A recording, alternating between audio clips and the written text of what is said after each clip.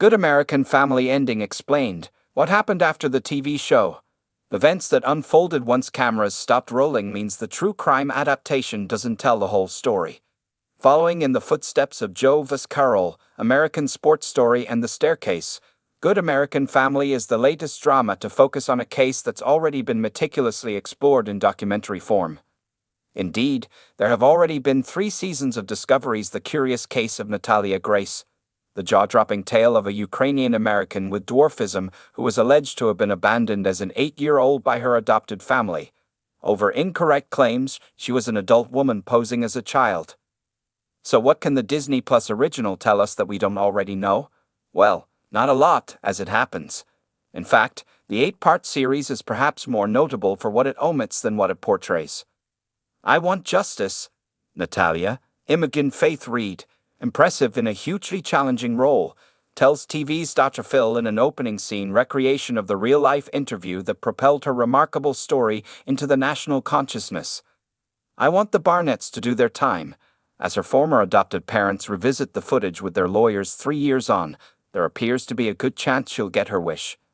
Indeed, already monsters in the court of public opinion, Christine, Alan Pompeo, and Michael, Mark Duplass, receive another hammer blow when not one person comes forward to be a witness for their defenses. In revealing video interviews, the likes of Natalia's school doctor and previous adoptive mom all insist that she was never the sociopathic demon child they purported.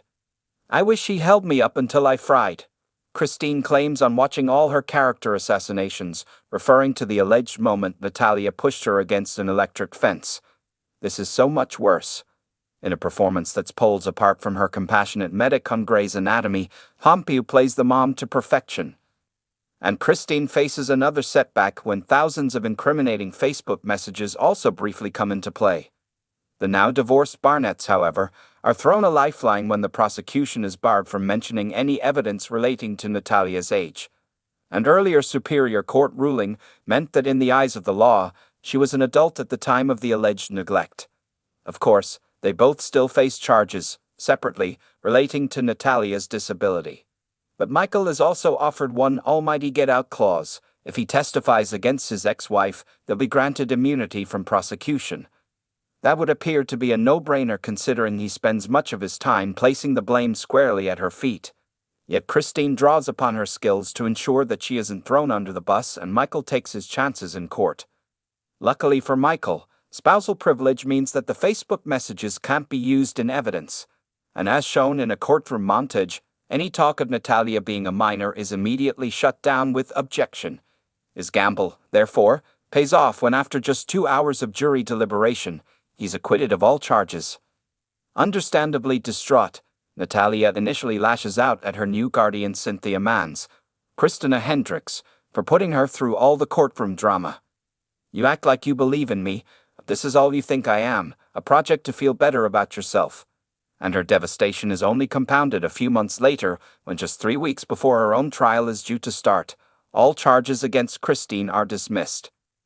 Christine's jubilance at escaping any form of punishment quickly subsides when she sees the negative social media response. And she's soon brandishing her previously loyal best friend, a Judas, when she starts to express doubts about her version of events. Even her own son Jacob, Aaron Potter, the only member of the Barnett family to offer Natalia an apology for how she was treated, starts to turn against her, drawing parallels with how he said he was dismissed on being diagnosed with autism as a child. As for Michael, well, he's still playing the victim himself. I was a kid, you were supposed to be my dad, Natalia tells him during a long overdue heart-to-heart. I just didn't have the strength, comes the feeble reply. Hurt people, he later adds, continuing to argue that he was under Christine's control throughout. The show appears to be under a similar mindset, as anyone who's watched the true crime series will know that Good American Family portrays Michael far more sympathetically than its documentary counterpart.